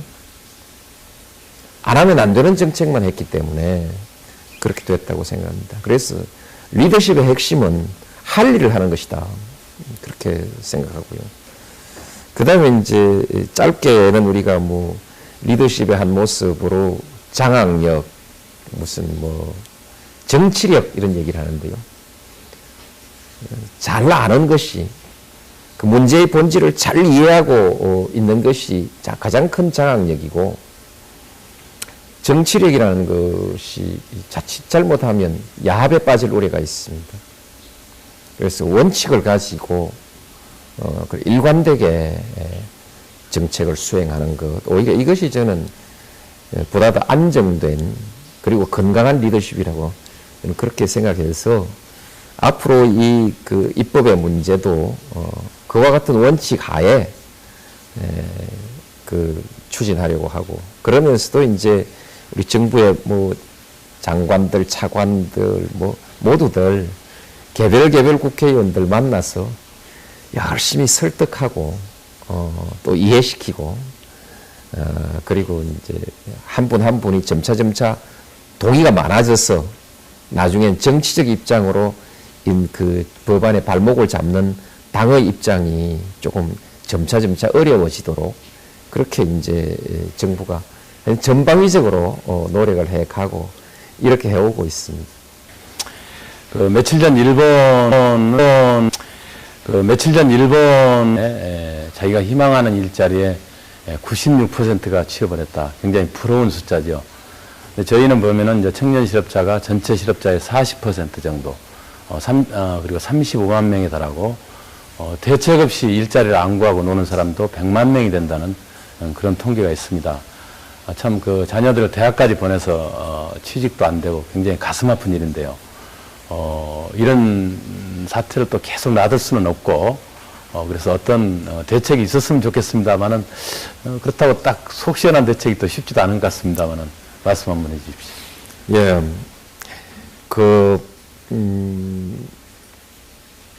이 또한 우리 참여정부의 핵심 과제입니다. 모두들 고통받고 있고 또 고심하고 있는 문제이기 때문에 당연히 핵심 과제가 될 수밖에 없습니다. 실제로 열심히 하고 있습니다. 금방 해결되지는 않지만 지금 우리가 하고 있는 정책만 착실하게 진행해 가면 근본적으로 이 문제가 저는 상당히 해소될 수 있을 것이라고 생각합니다. 그리고 또 조금 장기적으로 보면은 곧 우리 한국에 청년 인력 부족 사태가 오게 돼 있기 때문에 거기에 대해서도 우리 정부가 이미 대책을 마련해 가고 있다. 그렇게 말씀드리겠습니다. 그러나 당장 닥친 문제인데 이 문제는 우리가 원인을 제대로 분석하고 정부가 할 일은 정부가 다 하려고 합니다. 그러나 이곳 상춘제는 정말 아주 실력이 가득하고 너무 아름답습니다. 그리고 오래 정치하고 참 잘 어울리는데 대통령님 요즘 근황은 어떠십니까? 예, 상춘제가 좋습니다. 오늘따라 이제 아주 빗소리를 오랜만에 들어보는 아주 멋있는 빗소리입니다. 이제 근황은 좋습니다. 예. 얼굴 좋아하십니다. 대체로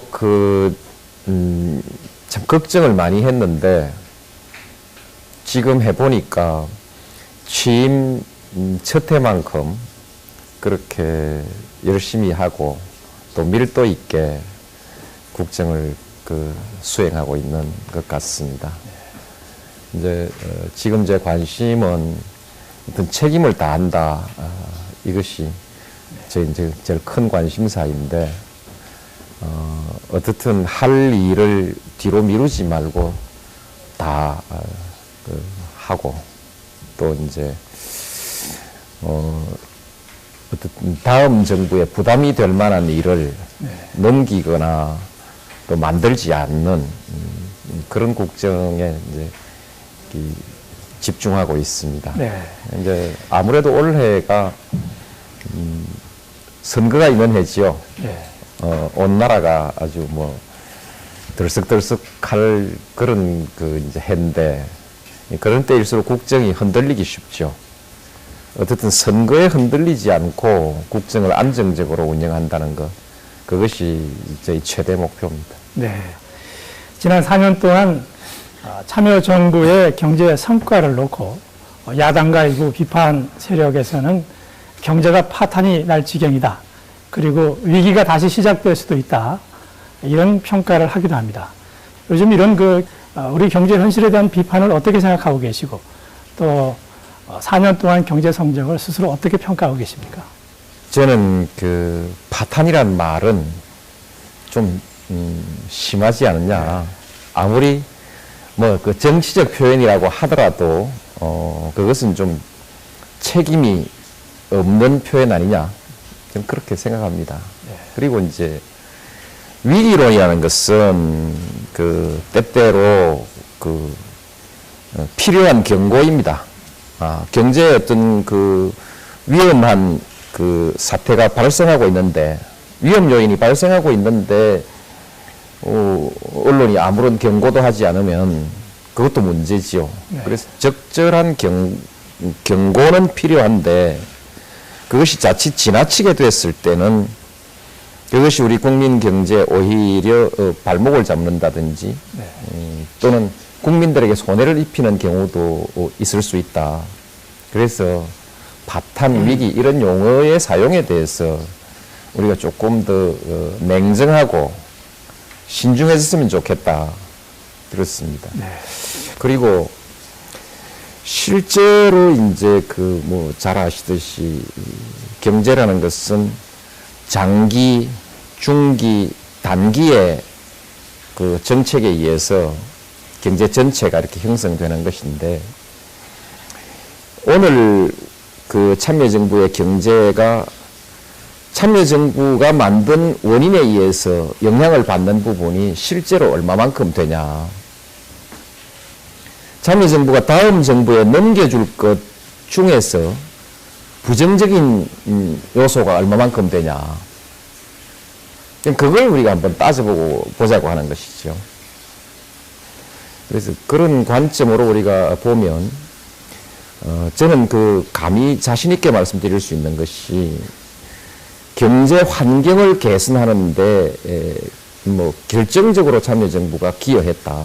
그 점에 있어서는, 상당한 발전이 있었지 않냐. 그렇게 말씀드리고 싶고, 네. 그 다음에 이제 기업, 정부 또는 소비자를 포함한 각 경제 주체들의 경제 전략이 지금 가장 건전하게 가고 있지 않냐. 네. 바르게 가고 있지 않냐. 그래서 우리 경제의 기초 체력이 이전보다 향상되느냐, 나빠졌느냐. 각 주체의 기량은 더 향상되느냐, 더 나빠졌느냐. 그렇게 한번 하나하나 짚어보면 좋겠다는 것이죠. 네. 지금 말씀하신 대로 우리 경제가 규모도 커지고 어느 정도 안정도 되고 또 여러 가지 환경도 좋아지게 했다 이렇게 평가를 하셨는데, 그렇지만은 성장률이 4% 내지 5% 정도는 너무 낮은 것 아니냐. 그래서 일부 야당의 경선 후보들 중에서는 국민소득 3, 4만 달러까지 가려면은 다음 임기 중에는 7%까지 성장을 해야 되고 또 그렇게 할 수 있다. 이렇게 지금 공약성 발언도 하고 있는데요. 이것은 어떻게 보고 계십니까? 저는 성장률 공약은 가급적이면 하지 않았으면 좋겠고 네. 하더라도 가급적이면 빨리 잊어버리면 좋겠다. 그렇게 생각합니다. 네.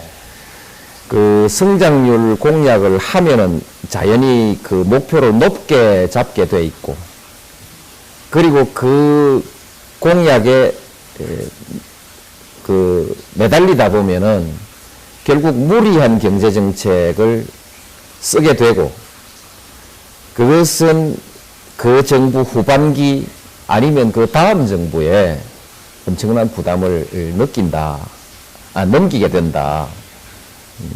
그런 위험이 있다는 것이죠. 네. 그래서 성장률 공약에 대해서는 하지 않으면 좋겠다는 생각을 가지고 있고요. 제 스스로도 지난번에 그 무리한 성장률 공약을 해서 지금 그 말하자면 좀 난처한 입장이 됐죠. 저는 그 정권 초기부터 성장률 공약이 잘못됐다는 사실을 확인하고 네. 그 성장률에 매달리지 않고 정책을 수행해 왔기 때문에 그로 인한 부작용은 남기지 않았습니다만, 네. 그러나 어쨌든 위험하다, 그렇게 말씀드리고 싶고요. 그 다음에 우리 한국의 현재 경제 성장률이 실제로 많이 낮은 것이냐, 그 점에 있어서도 우리는 다시 한번 살펴봐야 한다. 지금의 우리 경제 성장률이 그리 낮은 것이 아니다. 이런 그 관점에서도 문제를 우리가 한번 생각해 봐야 된다. 그렇게 말씀드리고 싶고, 어느 정부의 성장률이 높은 것이 경제 정책을 잘했다는 증거가 될 수 있느냐? 그리고 그 어느 정도의 성장률이 그 정부의 정책에 의해서 실제로 좌우되는 거냐? 이런 질문을 같이 드리고 싶습니다. 경제 성장률이 아주 높았던 정부는 제6공화국 노태우 정부입니다. 그때 우리 경제 정책이 아주 잘 됐다고 보십니까? 그렇게 말할 수 있고요. 김영삼 대통령 시절에 성장률도 아주 높았죠.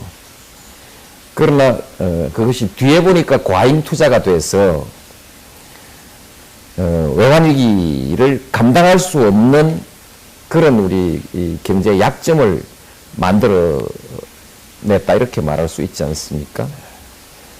그래서 경제를 보다 더 좀 근본적으로 보는 관점이 필요하다. 그래서 계량적인 목표를 제시하는 것은 어떻게 보면 책임 있는 자세이지만은 어떻게 보면 대단히 무책임하고 선동적인 그 자세일 수도 있고요. 차라리 경제 환경을 이렇게 개선하겠다. 그 다음에 우리 경제 체질을 이렇게 바꾸어 나가겠다. 나는 이런 전략으로 우리 경제를 운영하겠다. 이렇게 해가면 대개 우리 그 경제를 좀 아는 사람들은 아, 우리 경제 되겠구나, 이렇게 짐작할 수 있고요. 오히려 무리한 공약이 나오면 우리 경제를 좀 걱정하는 사람들이 생기지 않겠습니까? 성장률에 대해서 그렇게 답하고 싶습니다. 취임하실 당시에는 소득 2만 달러가 까마득해 보였는데 금년 말경이면 어느덧 1인당 국민소득이 2만 달러가 될 것 같습니다. 그런데 이걸로 만족할 수는 없고 앞으로 이제 3만 불, 4만 불의 초석을 놔야 된다고 봅니다. 근데 현재 우리 경제 구조는 제조업에 지나치게 의존이 돼 있고 이런 상태로는 3만 달러 가기가 굉장히 어렵다는 게 저희들의 진단입니다. 우리도 정부가 금융 허브를 주장만 했지 실질적인 성과가 없는 것 같은데, 얼마 안 남았지만 지금 대통령께서 금융산업을 획기적으로 키울 수 있는 초석을 좀 놓고 가셔야 되는 거 아닌가, 이런 생각을 해봅니다. 금융산업 육성은 우리 그 참여정부의 핵심 전략 중에 하나입니다. 우리가 동북아 금융허브 전략이라는 그런 정책을 내세우고 거기에 위원회까지 따로 만들어서 꾸준히 정책을 추진해 오고 있습니다. 그러나 이제 그 정책이 이 당장 가시적인 변화와 효과를 가져오는 것이 아니기 때문에 국민들의 주목을 받지를 못했죠. 그러나 실제로 가만 보면요, 많은 변화가 있었습니다. 우선 이건 국민의 정부에서 시작된 것이지만 관치 경제의 그 악습을 완전히 끌어냈죠. 확실하게 금융 자율성을 우리가 이제 확립했습니다. 가장 중요한 문제라고 생각하고요. 그 다음에 이제